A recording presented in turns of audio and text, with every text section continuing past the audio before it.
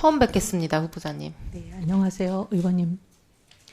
제가 예결위 간사를 맡고 있어서요. 네, 누가 장관으로 오시든 이제 함께 일해야 되는 입장이라서 원래 예산과 재정에 대한 질의를 준비해 왔었는데 오전에 답변하시는 것을 들으면서 몇 가지 의구심이 생겨서 제가 확인을 좀 하고자 합니다. 명쾌하게 좀 설명을 해주시면 좋겠습니다.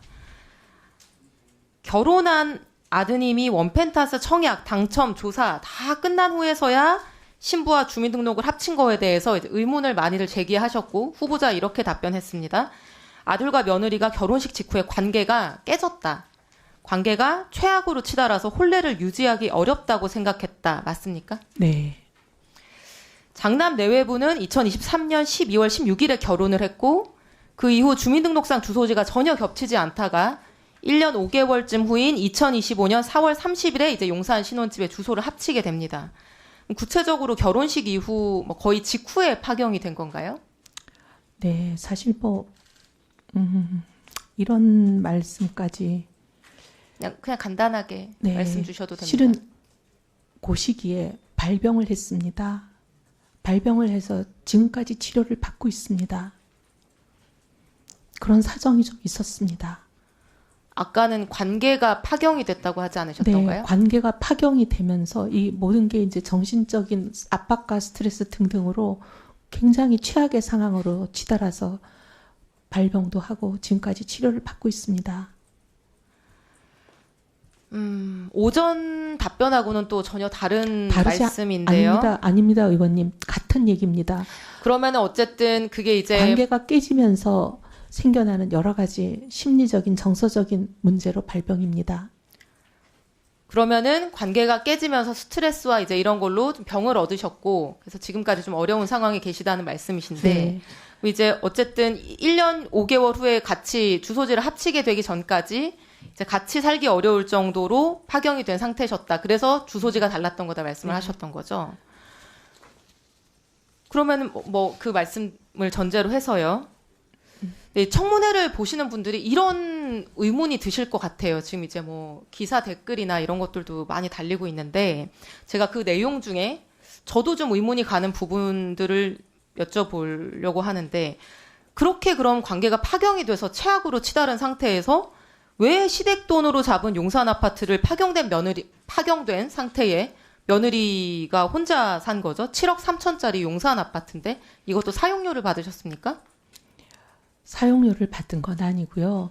돈을 이제 빌려줘서 각자 서로 분담을 해서 구한 아파트고 대출금의 일부는 갚고 아직 일부는 못 갚은 채로 남아있는 상황입니다.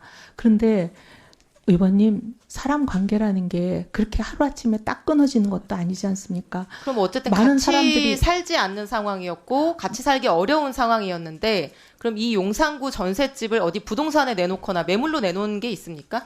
그렇지는 않고요. 어쨌든 저희는 그 관계가 다시 봉합되길 바랬습니다. 그래서 모든 가족이 굉장히 어렵게 노력하고 있던 시기였습니다. 그러면 그렇다고 치고요. 네. 그런 어려운 관계 속에 있는 상황에서 후보자 가족이 2달 동안의 임시 거처가 필요해집니다. 그러면 재산이 아들 3분까지 한 178억 정도 되시는 것 같은데 이렇게 재산도 여유가 있는 상황이기 때문에 다른 아파트 단기 임차를 할 수도 있고 요즘 이주할 때는 에어비앤비 단기 임대를 하기도 합니다. 보니까. 그런데 파경에 가까운 상태인 며느리가 혼자 살고 있는 집에 며느리를 2달 동안 이사를 보내고 들어갔다가 다시 2달 후에 그 집을 교대한다. 왜 굳이 관계가 파탄난 며느리에게 협조를 구하는 거죠? 협조를 구했다기보다는 그냥 저희가 들어갈 곳이 없다라는 사정을 전달했고 그냥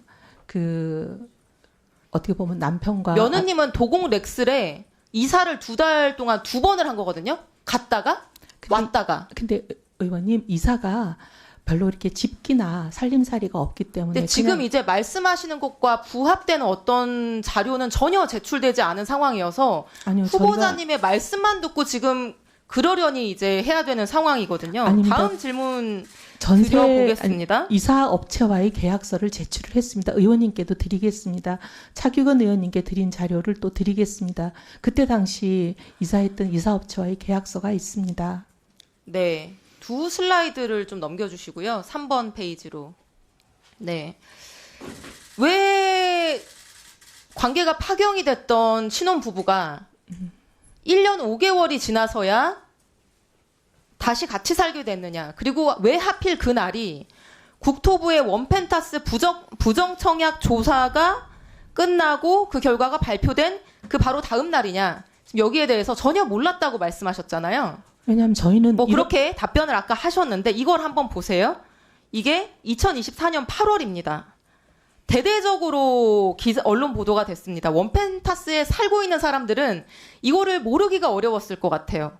왜냐하면 실제로 아파트 안에서 조사받는 세대들도 많이 있었을 거기 때문에 뭐 요새 아파트의 내부 단톡방이니 카페니 이런 곳에서 떠들썩했을 수밖에 없을 것 같거든요. 저희는 그런데 후보자 가족이 5분이나 되는데 이걸 아무도 몰랐다?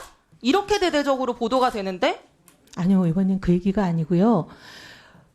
부정청약에 대한 조사가 있다는 자, 거는 그러면 대충 다음 들었죠. 질문도 그런데 드려볼게요. 그 조사 네. 수사 의뢰가 후보자님 언제 조금 끝나... 이따 제가 시간 드리겠습니다. 주시겠어요? 네, 감사합니다. 전세계약 평생 많이 체결하셨죠? 평생 무주택자셔서. 네. 전세계약 체결할 때 전세금 담보하기 위해서 보통 전입신고하고 확정일자를 받거나 전세권 등기하는 방법이 있습니다. 법적으로 효력은 동일합니다.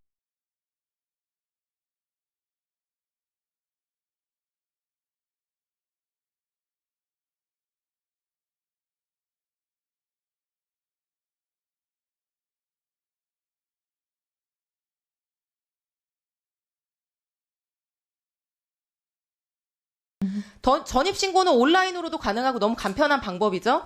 대신에 전세권 등기를 하려고 하면은 막 온갖 서류를 떼고 법무사 비용도 들어갑니다.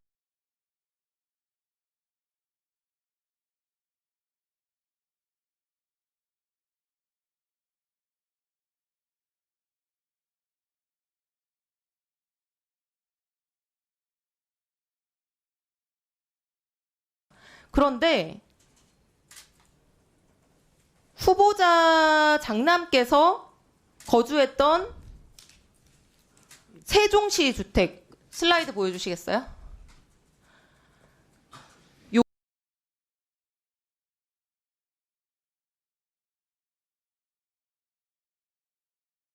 용산 아파트에도 전세권 설정, 세종 아파트에도 전세권이 설정돼 있거든요. 근데 저는 지금까지 전세 살면서 한 번도 전세권 등기를 설정해 본 적이 없어요. 왜냐면 이게 시간도 많이 걸리고 비용도 들기 때문에.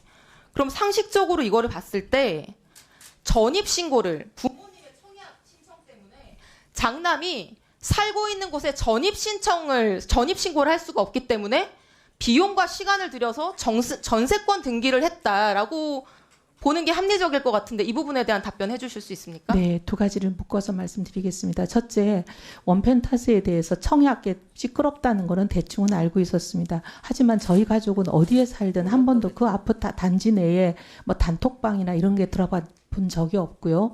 그럼에도 불구하고 대충 들어서는 알고는 있었습니다. 하지만 뭘 몰랐다고 말씀드렸냐면 그 수사가 의뢰가 끝났다는 거는 몰랐습니다. 지금 말씀하신 거는 장남이 반포집에서 용산집으로 세대 분리를 해서 나간 시점이 왜 하필이면 조사가 끝난 날이냐 그 말씀이시잖아요. 조사가 끝났는지에 대해서 후보자는 전세권 등기 문제에 대해서 지금 아직 답변 전이신데 그거 할 거예요. 후보자는 본인이 전입신고해서 사는 아파트에 대해서 지금까지 전세권 등기를 설정해 본 적이 없어요. 근데 굳이 아들이 사는 용산구와 세종시 아파트는 이례적으로 전세권 등기 설정을 합니다. 왜냐? 전입신고를 할 수가 없기 때문에. 누가 보더라도 주말에는 세종시, 예리하네. 평일에는 용산에 살 수밖에 없는 후보자의 아드님이 이 원펜타스 청약과 당첨과 조사를 위해서 서초구에 가족들과 함께 주소를 함께 둬야 되기 때문에 나머지 두 개의 아파트에는 이례적으로 전세권 등기를 설정한 거 아닙니까? 그렇지는 않고요. 사실은 이제 저희 그 시댁에 이런 모든 일을 담당해주는 전담 부동산 중개사가 있습니다. 그분에게 맡겼고 그분이 알아서 했는데 실은 전세권을 설정을 했는지 그런 거에 대해서 저는 정확하게는 몰랐습니다. 그런데 이번에 지금 말씀하시는 걸 듣고 며칠 전에 언론이 또 그런 얘기를 해서 저희들이 전세권이 설정됐구나 하는 걸 알았습니다. 말이 안 되지.